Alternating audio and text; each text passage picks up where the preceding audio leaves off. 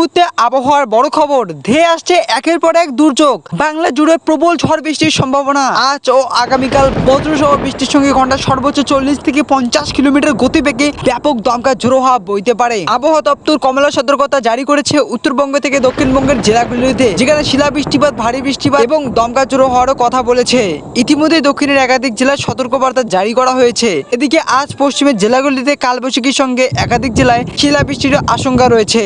আগামী সোমবার পর্যন্ত উত্তরবঙ্গ সহ দক্ষিণবঙ্গে ঝড় বৃষ্টি চলবে বলে জানিয়েছে আলিপুর আবহাওয়া দপ্তর। আসুন দেখে নেব আজ ও আগামীকাল বাংলার কোন কোন জেলায় হবে বজ্রবিদ্যুৎ সহ ভারী বৃষ্টি, কোথায় কোথায় রয়েছে হালকা থেকে মাঝারি বৃষ্টিপাতের পূর্বাভাস।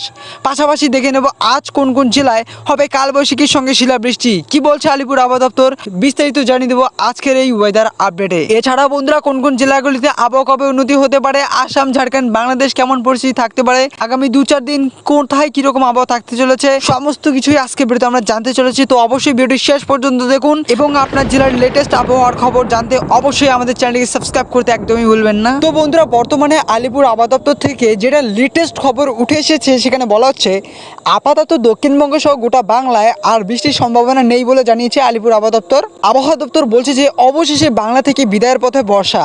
আগামী 2-3 দিনের মধ্যেই গোটা বাংলা থেকে বর্ষা একেবারে বিদায় নেওয়ার মুখে একদম পড়ে চলেছে। তবে আবহাওয়া দপ্তর বলছে যে দক্ষিণ বাংলাদেশের উপর ঘূর্ণবাত তৈরি হয়েছে। তবে এর জেরে এ রাজ্যে সেভাবে বৃষ্টির কোনো সম্ভাবনা নেই। আপাতত ধীরে ধীরে বৃষ্টির সম্ভাবনা অনেকটাই কমতে চলেছে।